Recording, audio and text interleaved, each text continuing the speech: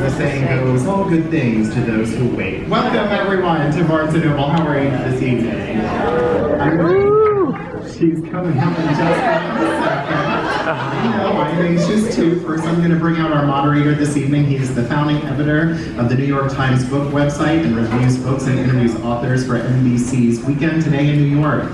He's the author of The World Broke in Two. Please welcome Bill Goldstein.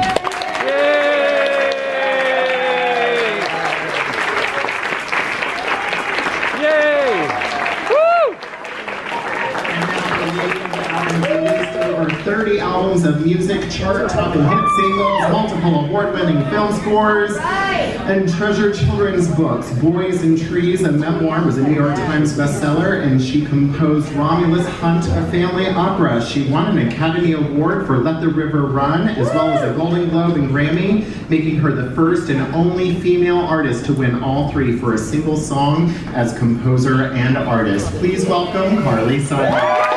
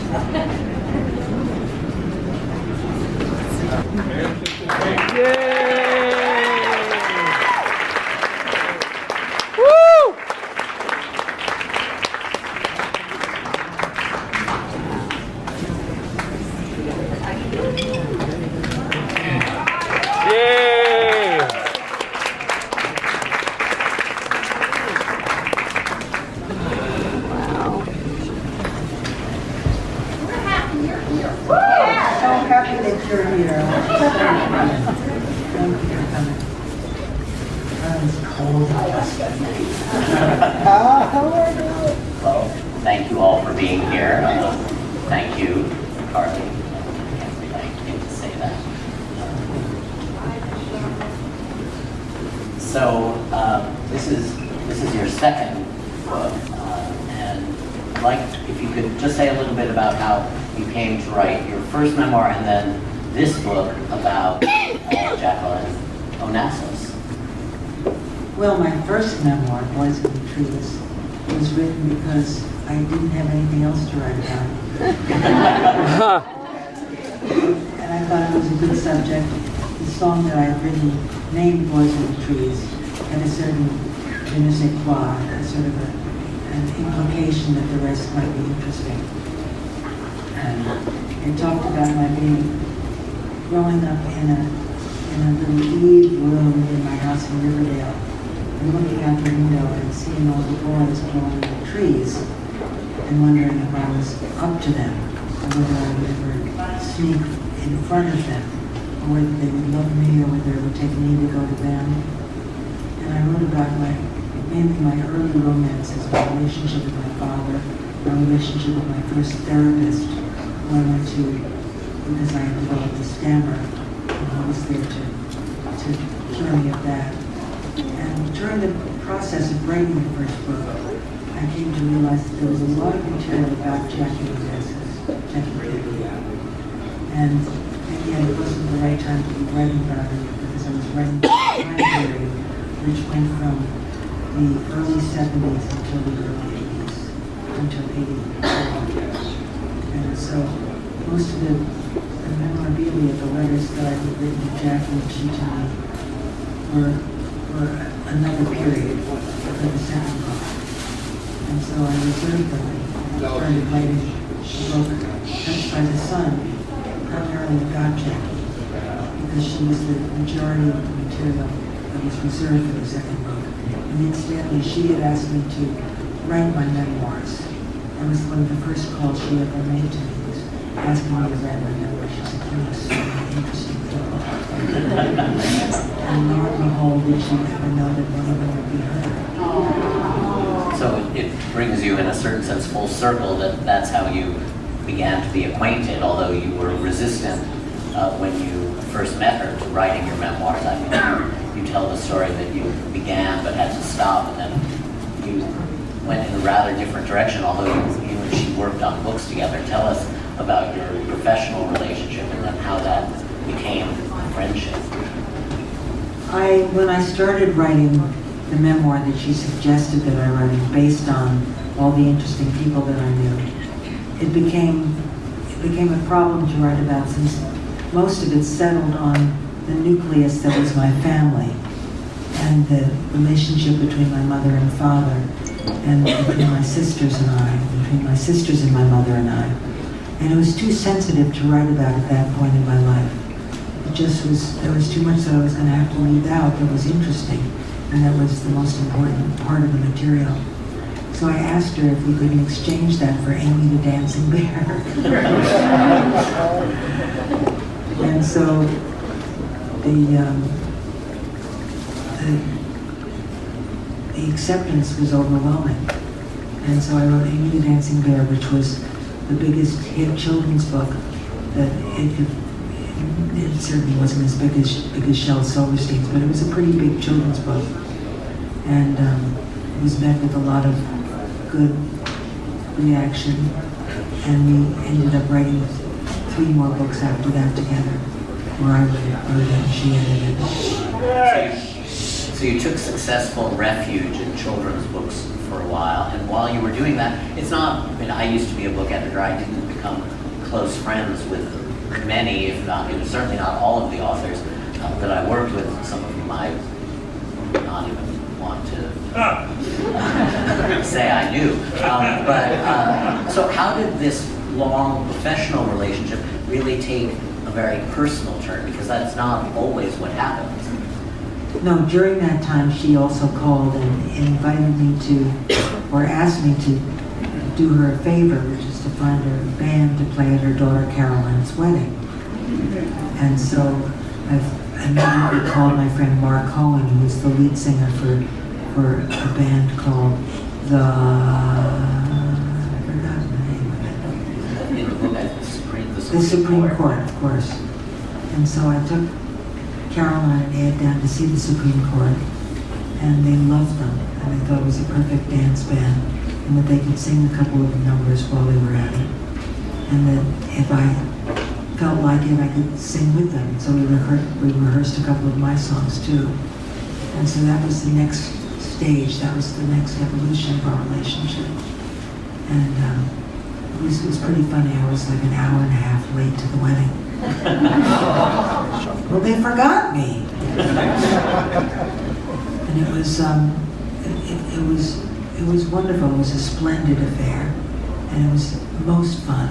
There was not only singing, but there was dancing, and there were all of the Kennedys and the Schlossbergs and the Shrivers and the Lawfords, and it was just everybody at the Hyannis compound. If I'm speaking a little bit soft, it's because I am. So one of the things that it becomes clear in this book, and even though many of your songs, most famous songs, are, quote, confessional and about you and about your relationships, you're actually a very private person. I mean, you've said how difficult it was for you to begin to write a memoir, and you describe, and everybody sort of knows that Mrs. Onassis was a private person. How did the two of you, what was the dynamic that broke down that wall, not only that between you, but that made you feel comfortable in opening up yourself to her, and then vice versa? Well, I by nature am an opener-upper. I tend to want to share much of what is going on with me because I trust that it's interesting enough for people to want to hear it. And if it's not, I'll be able to tell by their expression within the first 4 or 5 minutes. And she by nature is very reserved. And she spent a lot of time asking me questions about myself. And I was more than ready to give her an answer. And she was, I think because of the yin and yangness of it all, she was prepared to be yang whenever I seemed to be going yin. And things would all of a sudden emerge from her lips that I never would have imagined would happen. She was, all of a sudden her soul would appear. It was Jackie, completely quintessentially Jackie without any barriers.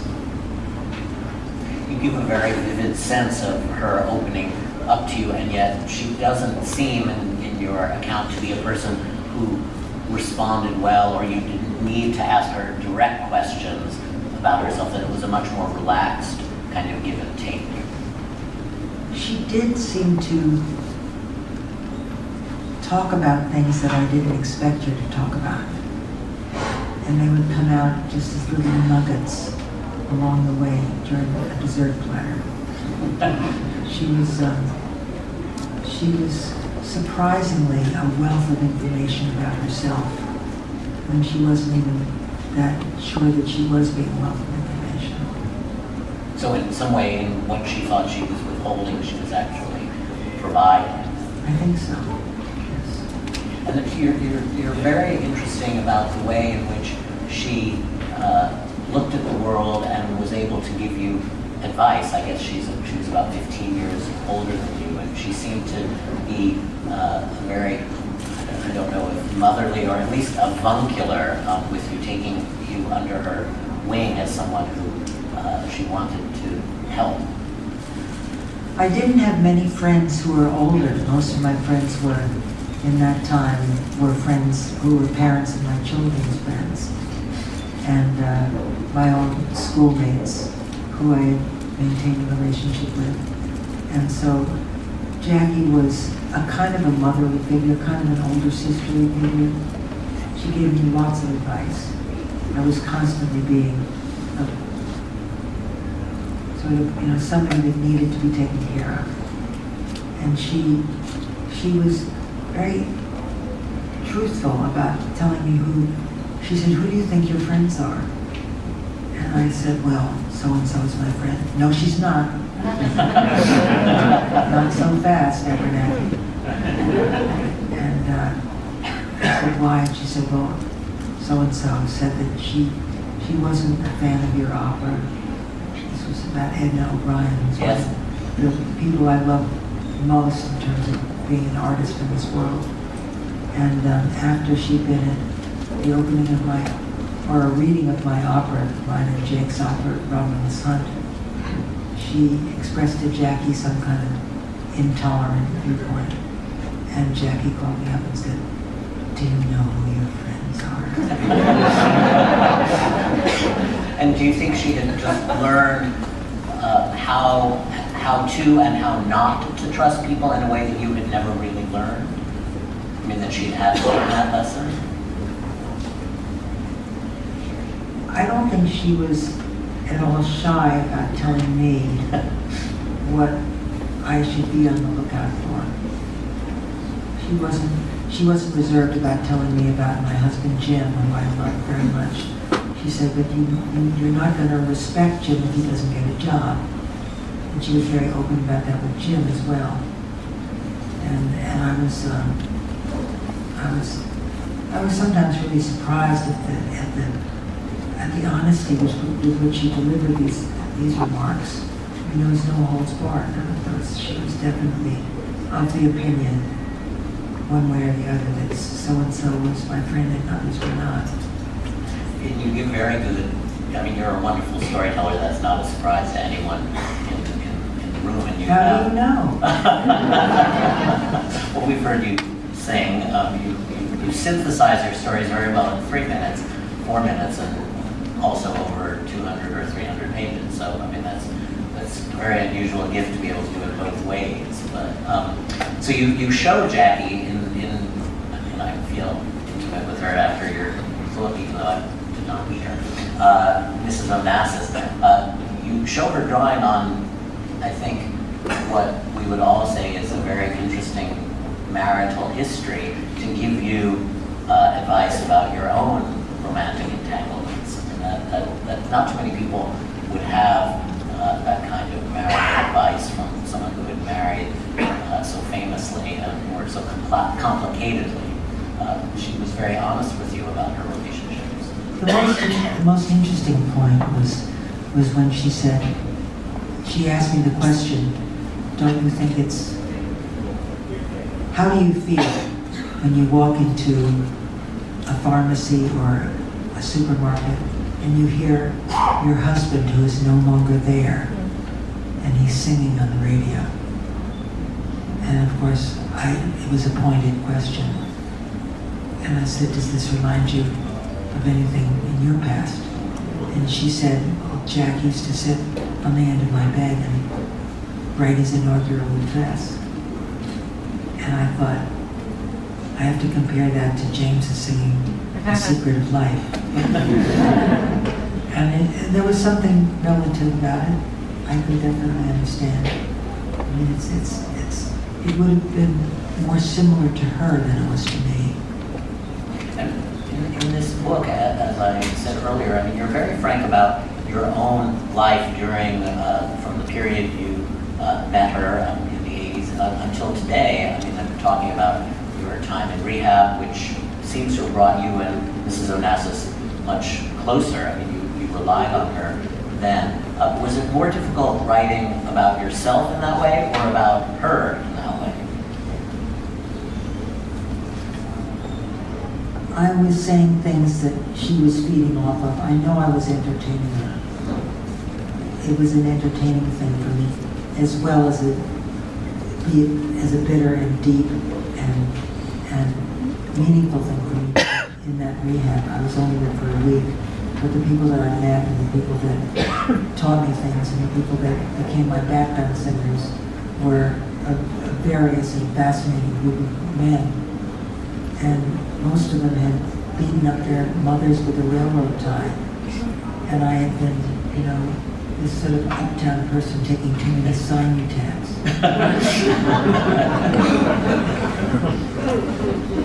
So I didn't want to appear as if I had no gravitas.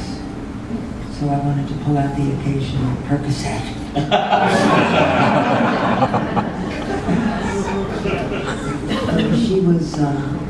She was fascinated. Anything that I said to her, you could just tell her that she was just with everybody. She was just eating it up. She just couldn't get enough of what I had to say to her. Well, one of the things that you say drew you together was your shared love of biographies. I mean, that you talk about the biographies that you enjoyed, both of you enjoyed reading. So could you say something about why you think she was fascinated by biography and why you are? We're both interested in the lives of other people and in the human condition, in the complexities of love relationships. And we both enjoyed it expressed through the voice of the Russian literature. She sent me a book of the Russian palaces, of 4 Russian palaces, and said, in case you need any ideas for redoing your house. Yeah, you have some wonderful stories about your decorating style and hers, and how they weren't completely in line with one another on Martha's Vineyard. No, but she was always very complimentary. A point of view that I heard the opposite of from other people who would tell me about what she thought of my house. But her son John had went over to my house and had seen my 45-foot high tower that James Taylor and I had built. And she said that she was copying it on her property for John's silo. What do you think will be most surprising to people who read this book about what Mrs. Onassis was like? I think for those of you who don't know her as a prankster, she was a definite prankster of the highest quality. It wasn't only April Fools that she stopped to do something perplexing. Are there any pranks that you didn't put in the book that you can tell us about now, or is there one that stands out in your mind as her best prank? Well, the one that I think of the most when I'm asked that question is when there was a recording session between me and Placido Domingo for the song from Miss Saigon called The Last Night of the World for his Broadway I Love album. and we all drove out to his recording session. That meaning Mike Nichols, Jackie, myself, Ahmed, and again was the president of Atlantic Records. And there we were, Placido and me standing on mics side by side, singing the last night of the world in perfect harmony. We were giving each other little tidbit information on the best way to, he talked to me about breathing in through the diaphragm, and I taught him about moving a little bit, based on the rhythm of the song. And after it was over, it was about a 3-hour recording session. Ahmed Erdogan, the person of Atlantic Records, was there, and the engineer and the various publicity people. And after it was over, Jackie and Mike and I drove back in the limo to New York. The next morning, we got a manila envelope, and inside it was the cover of the Broadway I Love album, already out, but with the single about to be minted and added to it. And I was so excited. It said, Carlito, my Valentino, or whatever it is in Spanish. Will you be my Valentino? I love you so much. You're so wonderful to sing with. It's been the best night of my life. And I immediately picked up the phone and called Jackie, and I said, you won't believe this. A letter from Placido. It was the most gorgeous letter. And I read exactly what I was reading in his handwriting, in a handwritten thing, which was cut out, almost a doily of it. And she listened to me all through 5 minutes of telling her what the note had said, and she said, Carly, do you think that is really plastic?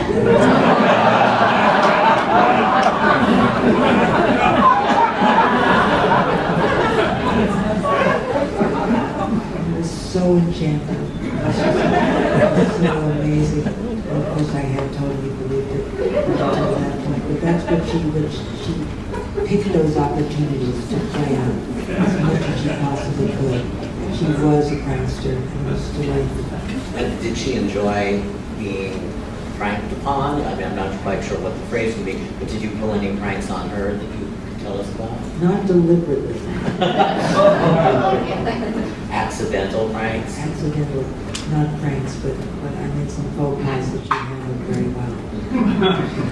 Well, one of the things you say is you talk about writing in your diary. Do you keep a diary? Are there more memoirs to come? Do you still keep a diary? Well, I kept a diary until about 2006, and I've kept diaries since for small periods of time. But they're there and available to me. God knows when the next one will be summoned. Well, one thing I want to, before we conclude, is I just wanted to, even though this book is so beautiful about Mrs. Onassis, you do have some wonderful observations of the world, and I love this line, and I thought it could be the beginning of a novel if you wanted to write one. No one is more interested in famous people than other famous people.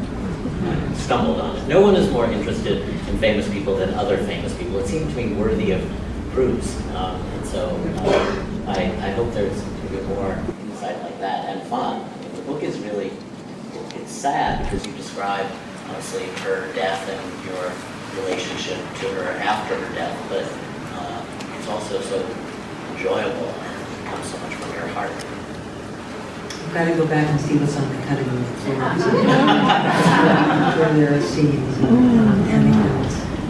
Touched by the sun again. The sun again, or yeah. When I wrote that song for her, the song is one that I wrote before she died. It was in a month before she died. And I gave her, at a luncheon in my house, I gave her a copy that rolled up in parchment paper. And I gave it to her and she called me from the cab home before she read it. And she thanked me so much. And she loved it so much. And I brought it to her, and I brought it when she died at the wake. And I handed it to Bunny Mellon. This is the person I knew would stand the highest chance of possibly giving it to her. And so And then you performed it at Grand Central. yes, well, she was a big fighter for Grand Central Terminal. And so she always thought that I should do a concert there. And in fact, I did, against all odds, against all the acoustic odds, against all the security odds, against all the trains coming in and not landing on time. But people stopped and just, we saw their telephone booths then, and there were lots of calls home saying, I won't be home for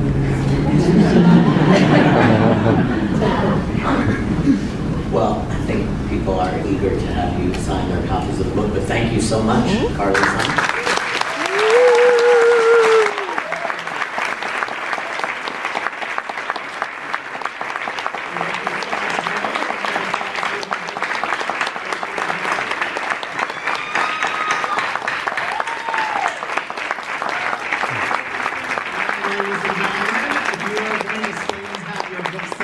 Please remain in your seats. We will bring you up row by row. Just as a reminder, there will be no pictures permitted on the stage.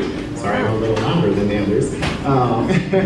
We are just signing the book tonight, so no memorabilia or no albums or anything like that. So just give us one moment and we'll start bringing you up row by row for signing. Thank you so much.